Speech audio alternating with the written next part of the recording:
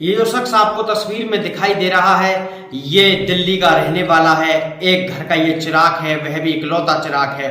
एक बाप का बेटा है, एक माँ का बेटा है और एक मामा का भंजा है और पड़ोसियों का ये बेटा है। आपको बता दें कि ये जो आपको तस्वीर में शख्स दिखाई दे रहा है, ये दोस्ती भी इस तरह से निभाता है कि अपनी जान दे देता है।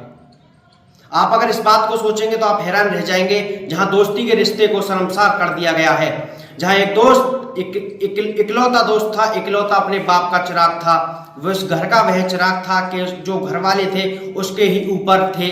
वह गर्व करते थे कि हमारा बेटा पढ़ लिख के बड़ा अफसर बनेगा और शायद हमारा नाम रोशन करेगा। लेकिन नाम रोशन नहीं हुआ भाई साहब, बल्कि उस घर का चिराग तक बुझ गया।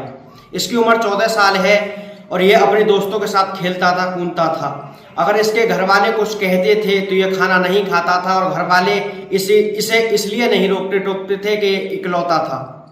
एक दोस्त इस पर रात में फोन करता है जब ये खाना खा रहा था और वह कहता है कि भाई मैं तेरे घर के नीचे खड़ा हूं, तू आ जा। तो वह कहता है कि पापा मैं अपने दोस्त से मिलने के लिए जा रहा हूं। उसके पिता जो उससे कहते हैं कि बेटा खाना तो खा के जा, वह कहता है खाना मैं आके खाऊंगा। शायद उसे नहीं पता था कि ये मेरी आखिरी रात है और ये जो खाना है जो मैंने एक निवाला अभी तक खाया है, ये मेरा आखिरी निवाला है। वह अपने दोस्त के साथ चला जाता है। घर वाले इसलिए पूछा ताची उससे नहीं करते थे कि उसे 2-2, 3-3 घंटे भी हो जाते थे रात में, वह घर नहीं लौटता था।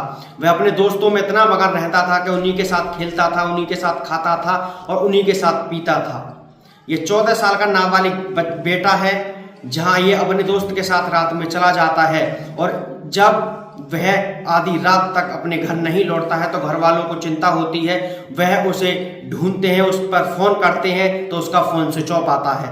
वह नजदीकी ही पुलिस स्टेशन में जाके FIR दर्ज कराते हैं कि हमारे बेटे अभी तक हमारा जो बेटा है वह घर नहीं लौटा है, आप उसको ढूंढिए। तो पुलिस कहती है कि सुबह तक आप इंतजार कीजिए।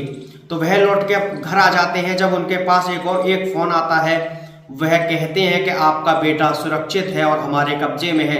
अगर आप अपने लड़के को जिंदा चाहते हो तो हमें 10 लाख रुपए दे दीजिए। तो उसके पिता इस बात को मजाक समझते हैं कि शायद मेरा बेटा मेरे दोस्त अपने दोस्तों से मुझसे मजाक करवा रहा है। वह इस बात को सीरियसली नहीं लेते हैं। जब एक वीडियो उसके पिता के पास भेजी जाती है जिसमें उसके लड़के के हाथ पैर बांधे रखे थे और उसको टॉर्चर किया जा रहा था, तो उसका पिता घबरा जाता है और फिर दोबारा अपहरण जो करता थे उनका फोन उसके पिता पर आता है और वह कहते हैं कि हमें 10 लाख रुपए दे दे, अगर ये बात तूने पुलिस को बताई तो तेरे लड़के के हम टुकड़े टुकड़े कर देंगे।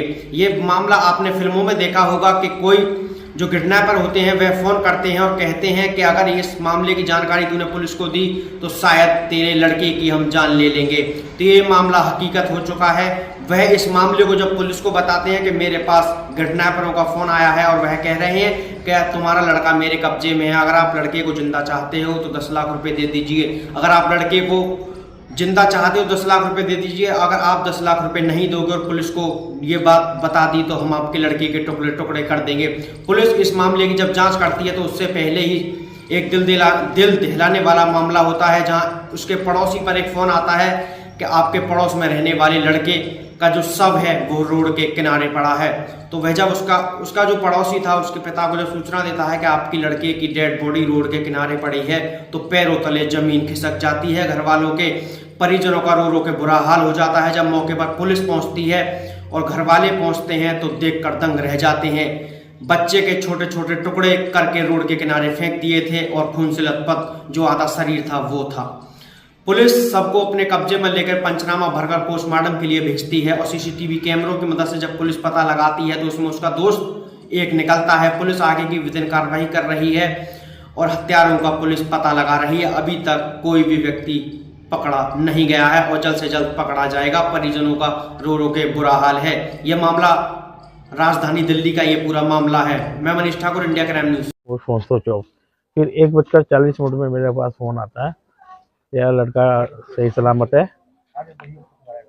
तेरा लड़का ठीक सलामत है और एक काम कर 10 लाख रुपए का इंतजाम कर ले, 3 दिन का तेरे पे टाइम है, पुलिस को इन्फॉर्म करेगा तो तेरे बेटे के टुकड़े टुकड़े मिलेंगे। तो मैंने पूछा कि मैं क्या भाई पैसे कहाँ लेके आने हैं, इतना कहते बंदे ने फोन कर दिया, फिर स्विच ऑफ। कॉल आया शाम को 5:45 बजे करीब, 5:45 कि जी आप यहाँ पे आ जाओ झील के पास में, बिलसवा झील के पास में। वहाँ चले गए हाँ गए अंदर, देखा जाके कि इसको चाकू से बहुत ही हत्या कर रखी है, पीठ पे चाकू मार के, पेट में चाकू मार